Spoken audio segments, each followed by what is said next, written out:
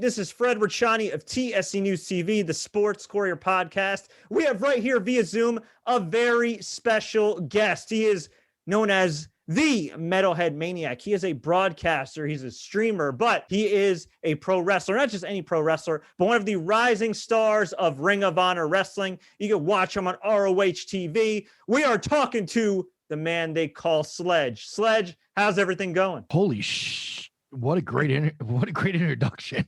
I'm sitting here going, man, this guy's going to town right now. I like this. Man, I'm gonna have you introduce me every time, like, to the ring. We'll make it back to your question, man. I'm great, dude. I woke up. I got a breath of fresh air today. Went to the gym, worked out, went to the ring, worked out. What do I got to complain about, man? Life's good. That's awesome. Well, life sounds good for you, but this last year that everybody's had in the world, it's been crazy. You talked about it recently on ROH TV, but and you could kind of go more in depth in it because you obviously have lived it. But for fans who don't know, went through the ROH dojo, the vaunted training school academy for ROH. You got signed, I believe, in 2020. You were ready to go, ready to kick ass, and then the pandemic happened. Do I have that correctly? Yeah, my contract went into full effect March 1st with Ring of Honor, and the world shut down 7 days later. Now, your story is pretty inspirational because you've talked about on ROH TV how you overcame addiction, overcame the loss of your father at a young age. You've been sober, I believe you said, for about 6 years now, which is, first of all, let me commend you for that. That's incredible, my friend. Thank you. So you get your career on track, doing your thing. Some people may say maybe you had a little bit of a late start. Hey, you start when you start. Doing your thing, a lot of positive momentum, positive feedback. Obviously, you got signed. ROH rewards you with the deal, and then the world shuts down. How did you deal with just getting to that point and then having to wait another year? I took it as a time to reset. I've been going for so many years that when it was time to slow down, I took it as a time to reset physically, mentally, emotionally, to get to the dojo, move my life from California all the way to Baltimore, Maryland, for an opportunity, not as a signed wrestler, but as an opportunity to be a signed wrestler. It took a lot of toll on me. I left my support system. I was out there all alone. A lot of the guys at dojo stepped up to help me out, man. Like Dak Draper, Dak helped me out tremendously. I was to the point of I was so mentally done that I was ready to leave. And he sat me down, was like, dude, there's a reason why you're here. Stick it out. So I have so much, him, Khan, Mo, all those guys, man, they helped me out tremendously.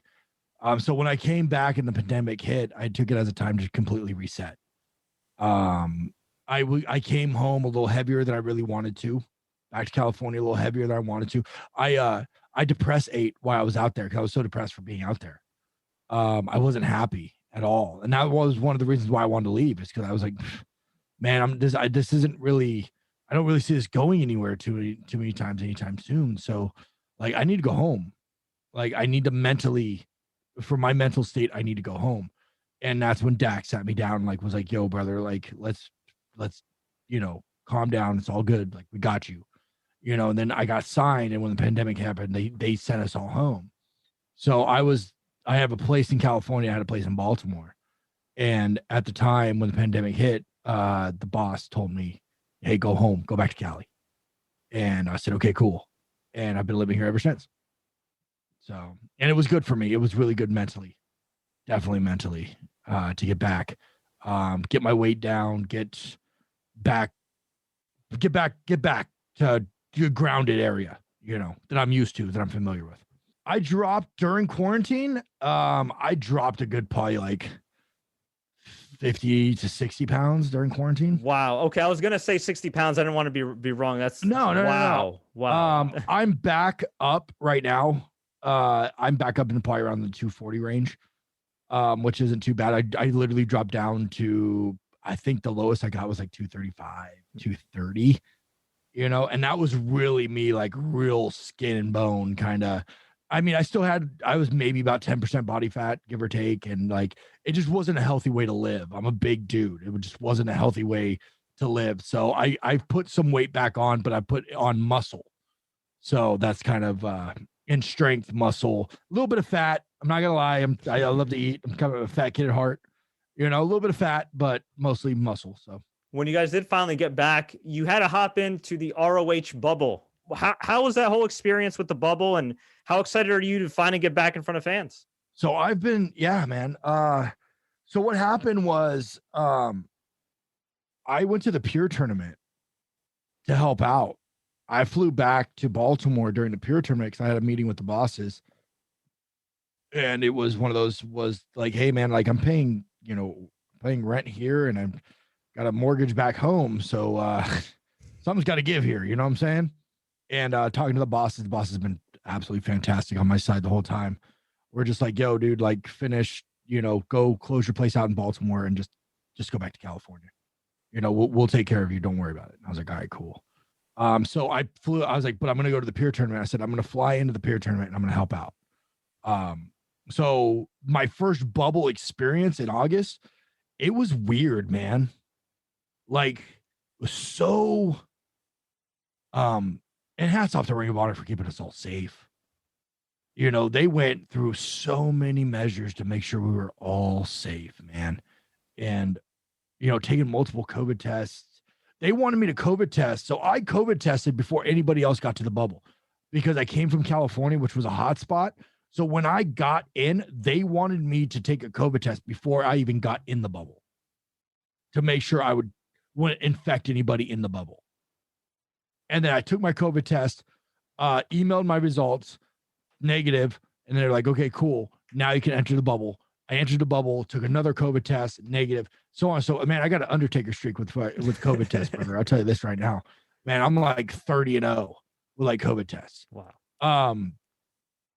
But it was great, man. It was weird though. You couldn't like hug your brothers. You couldn't touch anybody. You couldn't, and like the commission was on you too. They were looking every nick and cranny, man.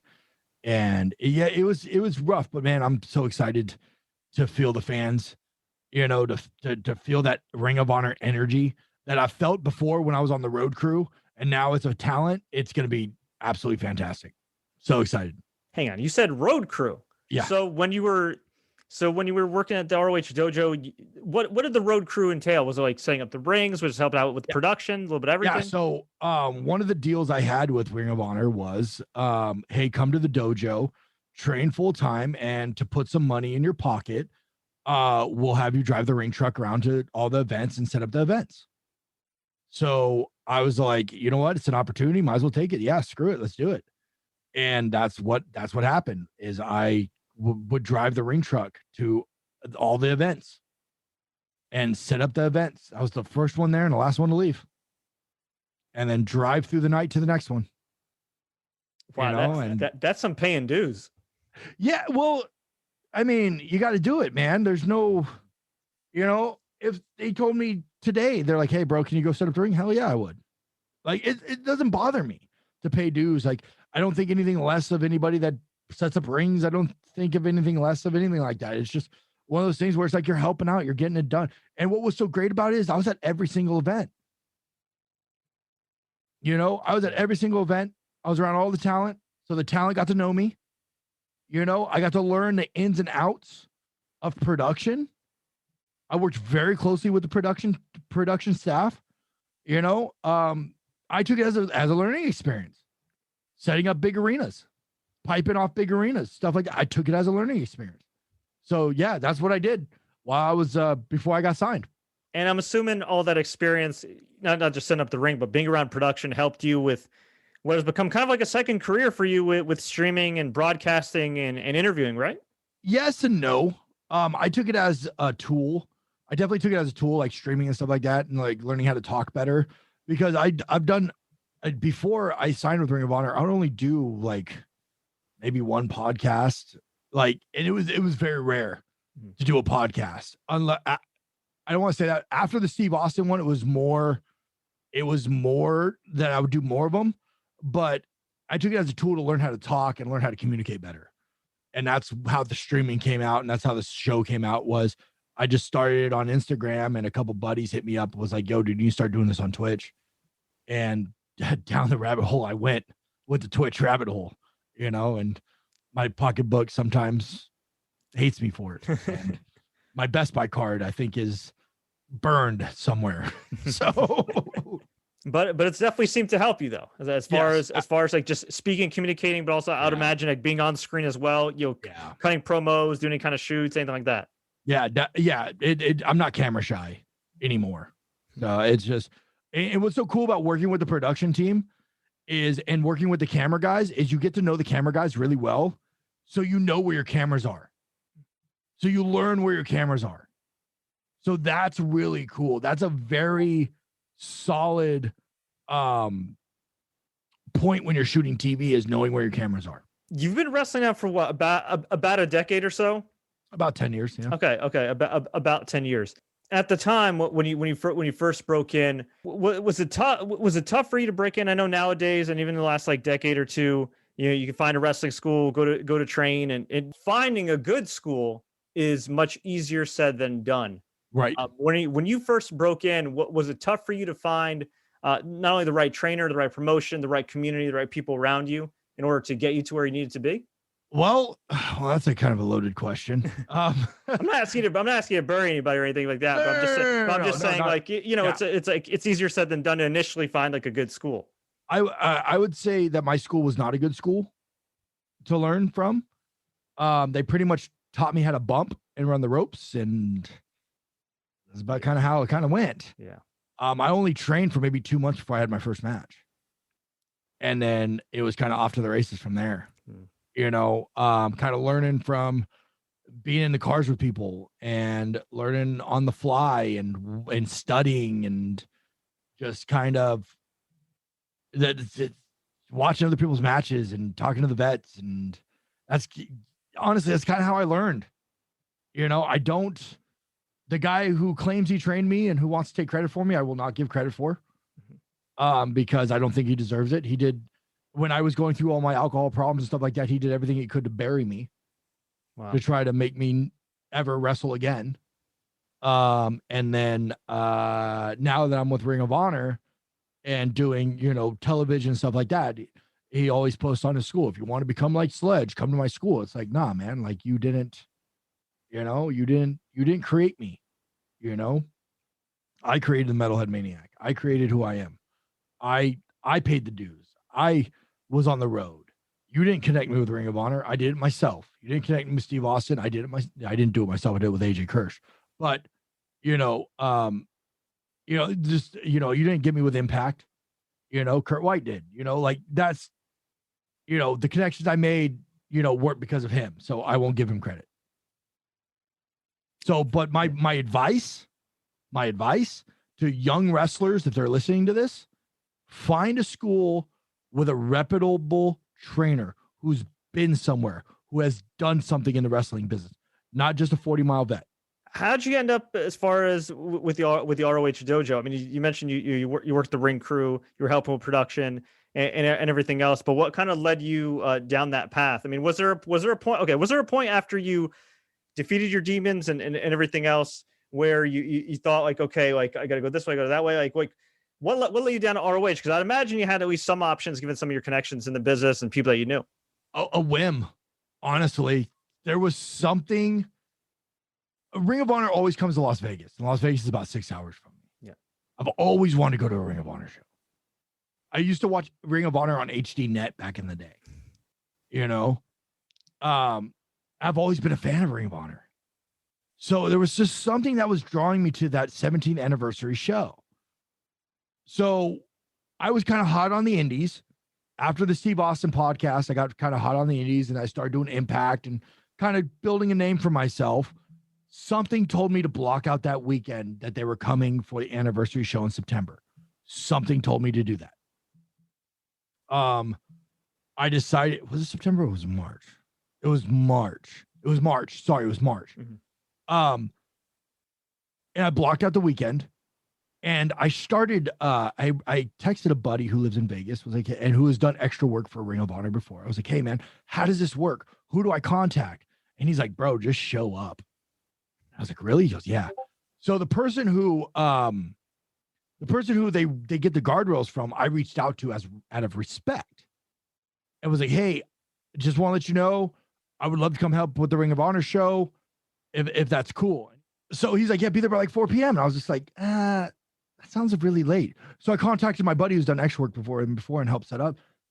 He goes, nah, man, if the trucks are there, they're there. I was like, okay, cool. So it was like a Thursday, I think, and then the show was Friday, and then they did a taping on Saturday, right? So Thursday, I get there at like 10 a.m. and I'm just circling Sam's Town, trying to get into the venue, just circling.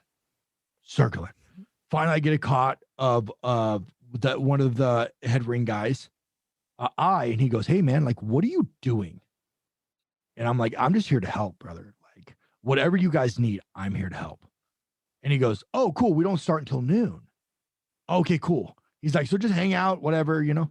So around noontime, dude, and I just got there and I just busted my ass. I did everything they needed me to do, to taping down guardrails, mats, to you name it. I was like, I'm here. Caught a couple of the eyes.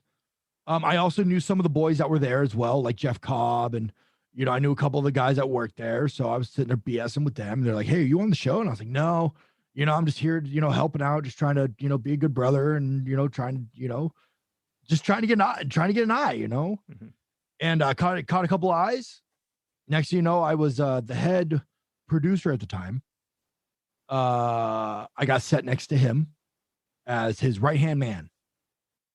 He asked me if I wanted a job. I said, yes. He says, do you have stuff to send me? I said, yes. I got his email. And I took a seminar with Billy Gunn. And Billy Gunn said, if you want a job, always have a resume and an 8x10. Always have one on you, because you never know who's going to ask for it. So the next day, going to TV, I got a call time earlier than everybody else to help out. So I got there and I'm setting up and I'm doing all this stuff, right? And next thing you know, they walk in and I go, hey, I don't mean to interrupt, but you asked for my stuff. Here's my 8x10. Here's my resume right here. And he goes, okay. And nothing else. Nothing else. I was like, all right. Well, went back to doing my job, just doing my thing, right? Mm-hmm. And I wasn't expecting anything, you know? Next thing you know, about a week later, 2 weeks later, I get a text saying, hey, are you going to be in New York for WrestleMania weekend? I go, yeah. I got a show and going to do a couple signings. They go, do you want to come to Madison Square Garden to the G1? I said, yeah. They're like, cool, we'll be in contact. Cool. Got to the G1, wasn't there maybe 15 minutes. Get the Iggy on the elbow. Get called into the office. Was pretty much drilled why I haven't been signed yet. You have the size, you have the look. What's going on? Why aren't you signed? I told him I had some addiction issues that are very public. And it was pretty much one of those, like, if we take a chance on you, how much blowback are we going to get if we take a chance on you? So I told them, you know, I have some addiction issues. It's very public. Everybody knows about my addiction issues. I'm X, Y, and Z this clean. And they said, oh, okay, cool. We want to offer you a tryout in May. Cool. All right, we'll be in contact. And did the tryout. That Monday I had a phone call, you know, waiting in the airport saying, hey, we want to offer you a dojo spot. Come to the dojo. We believe you have something. We're just not quite sure yet. So if you're willing to come to the dojo, we're willing to put you on the ring truck, put some money in your pocket, and then there's no guarantee that we're signing you. But we're going to see how it goes. I said, okay. Went home, you know, thought about it. I said, I'm in. Let's do it. And I moved September, right before the pandemic, September. And then they signed me. They officially offered my deal 6 months later. Wow, that's fantastic. There it is. There's how I got in the Ring of Honor. Wow, man, you certainly had a long road between battling addiction, defeating addiction, Yeah. some time that some people have called it a lost time, getting back on track. You mentioned earlier the Steve Austin podcast. Yep. You did the Steve Austin podcast.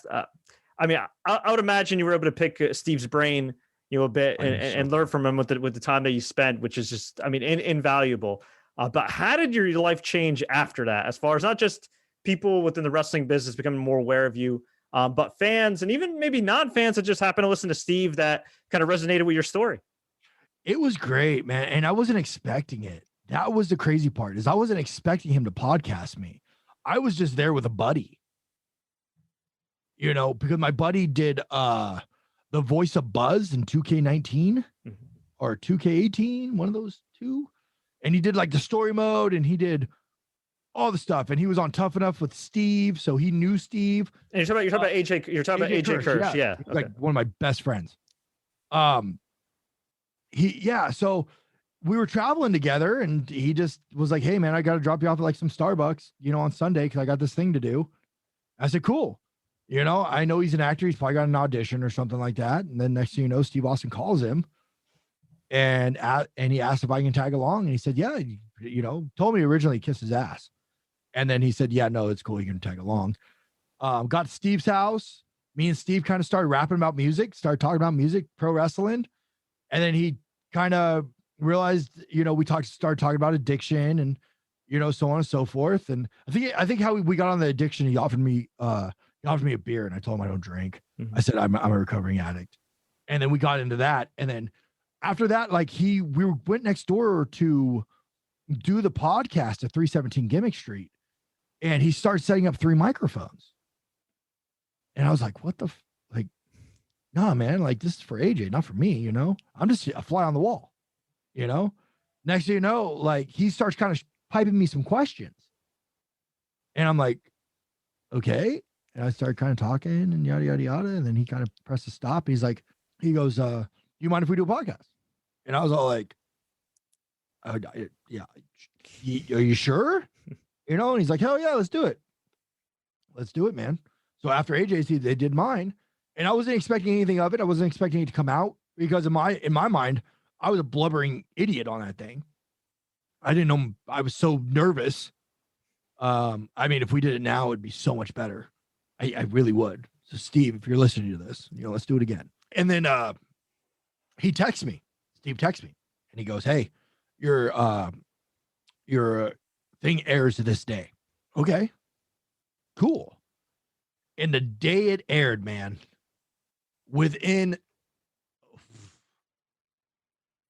I think I woke up to just my phone just destroyed with messages. I think I was the most popular person. I was a popular kid in school all of a sudden. You know what I mean? Mm-hmm. And then it was just, it changed my life. It really did. And I thank him all the time for helping me and changing I still talk to him to this day, and that's how cool he is. It wasn't a one and done. It's still, when the A&E thing came out, about him, and he had to walk away from the ring, and I was sitting there and I was thinking to myself, I was like, they never said how old he was when he walked away from the ring. And I was curious. And do you know this answer? Man, I'm going to say 38. Yeah, bingo. Okay. That was good. Awesome. Yeah. I didn't know that. So I texted him. And I was like, hey, man, just watched the A&E thing about you, man. Hell yeah, dude. Awesome. By the way, how old were you when you had to retire? He goes, thank you so much, man. It was cool that they did that. And I was 38. I was like, oh, like you were 38 years old, man. You were still young. You're still in your prime, dude. So, and when I had my Ring of Honor tryout, before my Ring of Honor tryout, I said, do you have any suggestions? Any last words? He's like, go in there and kill it.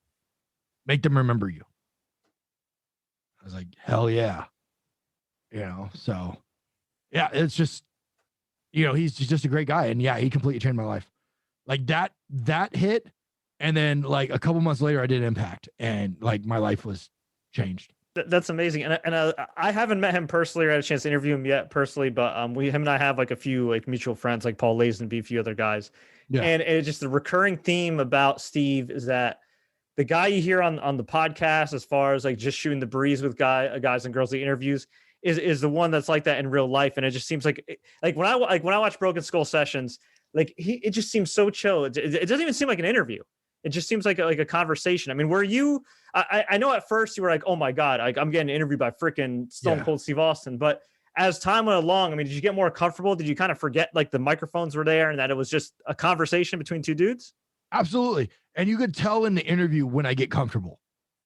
If you go back and listen to my interview, it's on my YouTube page, youtube.com/themetalheadmaniac. Go and listen to it. It was like the 2-year or 3-year anniversary that I posted it up on the full thing on my YouTube channel.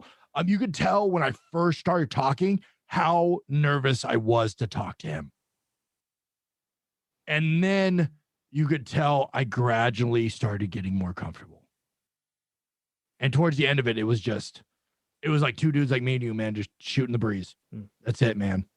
And he's just like that. He really is. It's just shooting the breeze, and then me and AJ cut this cool thing with him, and it was so much fun to be around. I still have his Broken Skull hat that he gave me right behind me. I see it. I got him hanging right over here. The picture we took together. He was so cool. Just so cool. And then afterwards I sent him a bunch of merchandise, that I had, I was like, dude, I want to say like, just as a thank you, so. That's so badass. And yeah, you can work hard to be a good broadcaster and everything else, but man, he's definitely got a gift. Obviously he had a gift with promos, but just conversing with people and projecting, he definitely got a gift. Well, you see that he loves it. You could see like literally when he does this, like how much he loves it. Talking about the old times and talking about professional wrestling or music or whatever it is that he has going on. And if you listen to his podcast, man, he has everybody on there.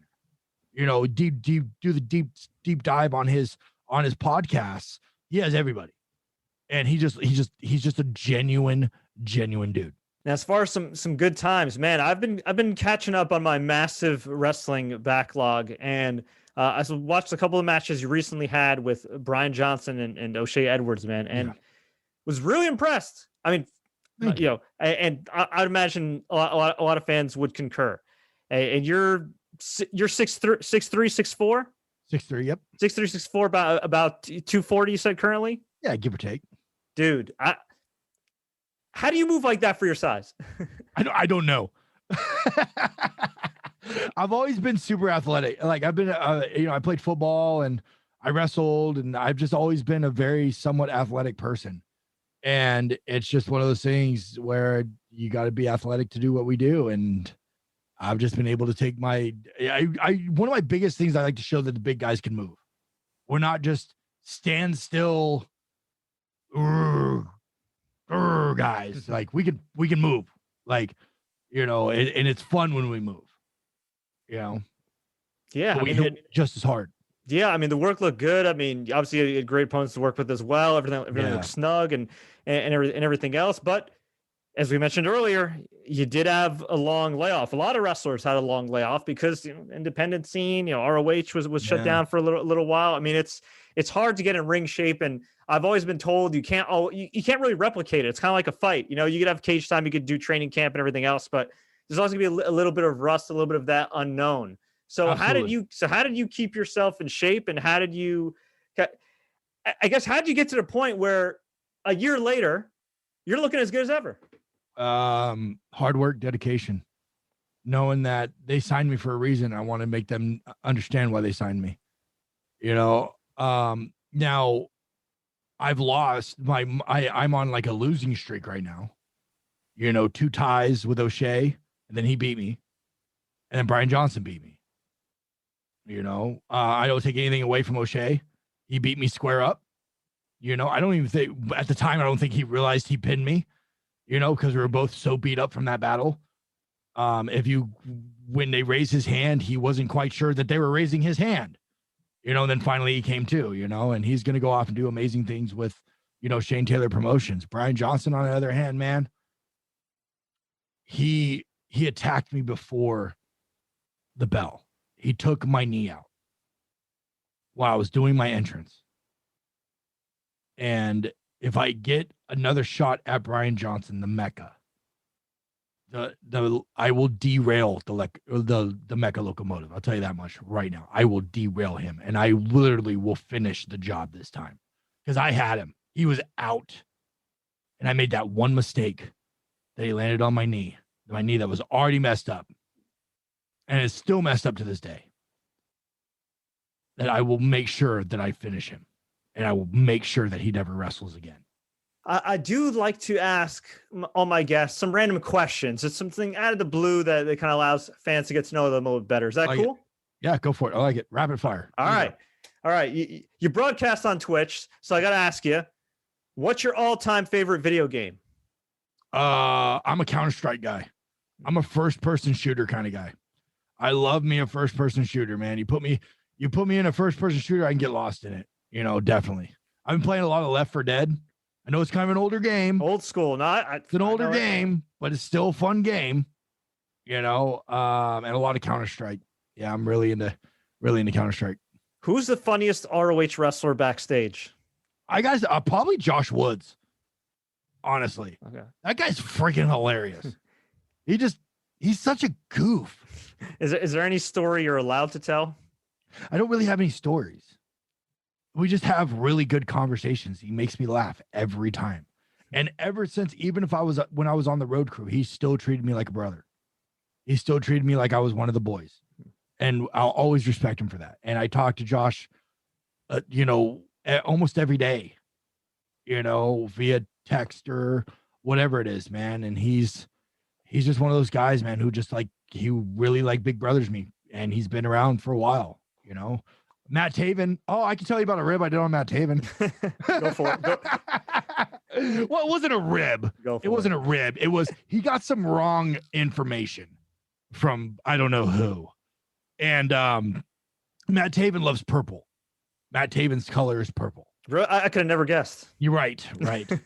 Somebody told Matt Taven I was going to wear purple. So Matt shot me a text. He goes, "Hey, brother, I need to talk to you." I go, "Hey." So he goes, "Meet me in the lobby in 10 minutes. I'm like, I'm in trouble. I was like, I'm starting to go through my mind because I'm such a paranoid freak as it is. And I'm like, what did I say? What did I do? Did I say anything? Did I do it? No, I don't think I did. And he goes, "Hey, man." He goes, "Somebody told me that you're going to wear purple tomorrow." And I go, "What?" He goes, "Yeah." He goes, "Are you wearing purple tomorrow?" And I'm like, "No." I'm like, where do you believe purple would work on me? Seriously. And he goes, "Yeah, I didn't think so." He goes, "What are you wearing tomorrow?" And I go, "I'm wearing white. I'm always going to wear white from now on." You know why? Because somebody told me in the Battle Royal, when I was in the Battle Royal, they said, "We always knew where you were because you were wearing white and you stood out." And I said, "You know what? White's my color now. I'll wear white from now on. I'm always going to be in some kind of white." I was like, "Dude, I'm wearing white." So every time I passed him in the locker room, every time I was like, "Taven, I might wear some purple tonight." I just to mess with him, just to kind of give him the old hee ho kind of thing, And he would walk by and he would be like, "Damn it, you're wearing purple," and it'd be like me in all white, It's just an inside thing we have. Jay Lethal's been great to me. All the guys have been absolutely fantastic to me. I don't have any qualms. Shane Taylor has been fantastic to me. Treats me like I'm a little brother. He always tells me, he goes, "I'm always going to steer you away from the landmine. But if you step on the damn landmine, just remember who tried to steer you away from it." And I'm like, "I got you, dog. I got you." So yeah, I mean, everybody's been absolutely fantastic to me in the locker room, but yeah. Favorite place to eat on the road? So when I'm in Texas, I love Texas. There's a place called the Magic Time Machine. I love going to the Magic Time Machine in San Antonio, Texas. If anybody's listening to this, that's from Texas, you know what I'm talking about, because they will bring you your food. They're dressed up like characters, like Napoleon Dynamite. They've had I think one time I was there, Nacho Libre was there.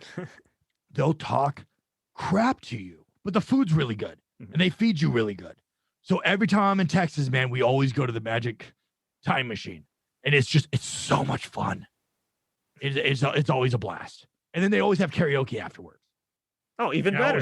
I always like hang out. The place is huge. So they have the restaurant, and then they have the bar area where the karaoke goes, and then they have this downstairs, and they have a comedy club underneath. So at midnight, they always have the comedy where it's just like random people that want to go up there and do stand-up comedy. So we would always hang out, bar closes at 2. So, and, the people I'm usually with are all drinking and having fun, right? So we would always go to the comedy show and then come up and then listen to some karaoke. It's a blast. It's so much fun. I get to go back to Texas in July, man. I can't wait to go back. My fiance's from Austin. I mean, I may have to take a trip to San Antonio. The Magic Time Machine? Brother, the Magic Time Machine. Right. Ask her about it. She's from Austin? Yeah. Ask her about the Magic Time Machine. If she knows about the Magic Time Machine. Okay. Ask her about it. I'm telling you, man. She might know from Austin. By the way, Austin is beautiful. I love Austin. Austin's great. Just got back there from there a few weeks ago. It's awesome. Good. I mean, good food, super chill. Good people. Yeah. Solid people there. Downtown's beautiful. Oh yeah. Downtown, Zilker Park. Yeah. I love it. Yeah, man. I've wrestled there a couple times. Okay. This one's a little bit of a curveball for you. What's your most awkward wrestling moment? Any kind of funny, embarrassing moment? One that you kind of wish you could take back, a botch you wish you didn't have, something wacky, a slip up. So, right. So day before I fly to England for a tour, they have me facing a guy named Funny Bone, who is a Vegas wrestler who I've wrestled him so many times. Anyway, is he actually funny though? No, he's not funny at all. Okay, man. False advertising. He's the demigod of death. Funny Bone. Okay. Look him up. You'll be like, yeah, that guy doesn't look funny at all. So I've wrestled him so many times. I just watched this the other day too. This is so stupid. I can't believe we brought this up. When he does the entrance, he usually goes second. I always go first. Somehow they had it mixed up where he went first. And usually when he walks out, he spits water. Well, what happens when you spit water on a linoleum floor? It gets slippery, right? Mm-hmm. No one wiped the floor. So as I go to make my entrance and I spit water too, as an homage to Gangrel, who had a huge hand in me, I go to spit water and I slip on my ass. And then I get back up and I'm like, and Funny Bone is literally laughing. He's all in paint, right? He's got covered his face in paint. He's laughing his ass off in the ring, like literally crying, laughing. So I get in the ring and we start talking, like start jaw jacking. He goes, I always go second. I go, I know, I always go first. And he goes, let's do it again. And I was like, screw it, let's do it again. So I grab my jacket and he grabs his jacket. We go to the back. They hit my music first. I come out. They wipe the floor. He comes out. We start the match. We literally burned like 10 minutes just doing that. It was hilarious. Like, wow. I slipped and fell. I was like, oh my gosh, this is the most embarrassing. This is one of the most embarrassing. Dude, I've wrestled as He-Man. I was Scientologist Elvis. I dude, and I was painted fully green. Yeah, dude. And I wrestled my buddy JD Horror, who was a Mormon, who was riding around on a scooter, handing out. It was just the most, dude. I've done some of the most wackiest things, you would never think of. I'm such a bad, you think of this big badass in the ring, dude. I've done some of the wackiest shit. I don't know. I got another story if you want to hear it. Sure, why not? Okay, cool. I was my first tour in England. I went to I went over there and did a tour with WAW, who is the Knight Family Dynasty, who is the parents of Paige and who did the film Fighting with My Family, right? Very close with the family. And I get over there, and I'm on American time zone, and they're like, "Hey, you got to be ready by 6 a.m. We're leaving at like 6," and I'm like, Okay, I finally like fall asleep at like 2. You know, we get to the venue, and Julia, who is the mother, Soraya Knight, wasn't quite sure about me. She sees this big jacked up American dude. You know, she wasn't quite sure about me, and they put me with a guy named Mitchell Starr, who Mitchell Starr is a transgender wrestler. Right? He comes out to dude looks like a lady, and he does with this big old fur feathers and the makeup and all that. It's fantastic. And I go, dude. He goes, well, what do you, well, mate, what do you want to do? I'm like, dude, you should try to kiss me the whole match. And he's like, what? I go, dude, you should try to kiss me the whole match. He goes, are you okay with that? And I was like, oh yeah, dude. Hell yeah. I was like, here's what we're gonna do. I said, dude, anytime you get a chance, dude, try to kiss me. Lock up, try to kiss me. I was like, you're gonna spin me and you're gonna dip me and you're gonna try to kiss me. Right? I'm gonna cut you off. I'm gonna give you a little steam. You're gonna hit a comeback and you're gonna hit that big kiss.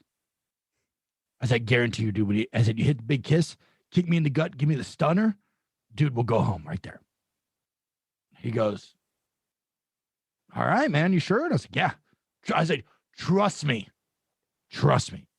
I was like, he's never met me, doesn't know me from Adam. I said, just trust me. We go out there, dude. We lock up. He's trying to kiss me, drives me into the corner. And I go to the ref. I go, he's trying to kiss me. And he goes, I saw a lockup. I was like, he's trying to. I was like, and said they're playing it off, right? He dips me, and I go, put me down. He takes his hands out from under me. I take a back bump, I getting pissed off. Finally, the big badass American gets on him, starts steaming him up, right? Start talking crap to the crowd. He hits the big comeback, and then he hits the big kiss on me. And I start flailing my arms around. We're going around the ring. I said, dude, lay this thing on me. I'm like, because it has to be real. Just lay it on me, brother. It's all good. It's flailing around. Next thing you know, he lets me go, and I'm like puking. Turn around, kicks me in the gut, stuns me. I take the big old high push bump, rock kind of bump for him. He pins me. 1, 2, 3. We go home. He lays that kiss on me. Place blows. It just goes nuts. I go to the back. Soraya comes up to me. She goes, oh my God, that was brilliant. I would have never guessed in a million years. And I was all like, oh, thank you so much. It was great. He comes back. He goes, brother, that was amazing. And I'm like, it was easy. It was easy. And the place blew. Like, it was just like so loud. The minute they laid that kiss on me, just so loud. Yeah, it was great. So I've done all kinds of crazy in the ring, man. It's just, it's fun, but I do take wrestling extremely seriously as well. So when it's time to fight, it's time to fight. Yeah, I mean, you like trying different things. Have you tried acting? Is that something that's on your radar down the road? I would love to do it. I would love to act. And I've actually, I was just supposed to be during the pandemic, right before the pandemic, I got hit up about doing a Netflix series. I can't say which series it was. Mm-hmm. And we were talks where there was communication about it and doing a 3-part series. It was going to be a 3-part movie, and it fell through because of the pandemic. So yes, acting is definitely on my radar to do. Yeah. 100%. Excellent. Well, hopefully you keep in touch with them and things work out. Cause I could just tell, I mean, you're obviously a great communicator and you definitely got a presence, and it's just, it sounds like you're willing to try something at least once, especially for the sake of other people's entertainment. So as long as it's entertaining and people are entertained with what I do, don't matter, dude.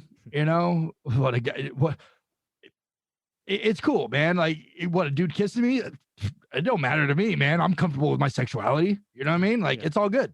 So I really do appreciate the time. This was a great conversation. Definitely love to have you back on sometimes. Let's do it. I want to make sure we get you here on a real positive note here for everybody watching this at home and listening to this on the podcast. What's the best piece of advice you give anybody for success? Gangrel told me this, and it always sticks with me. It really does.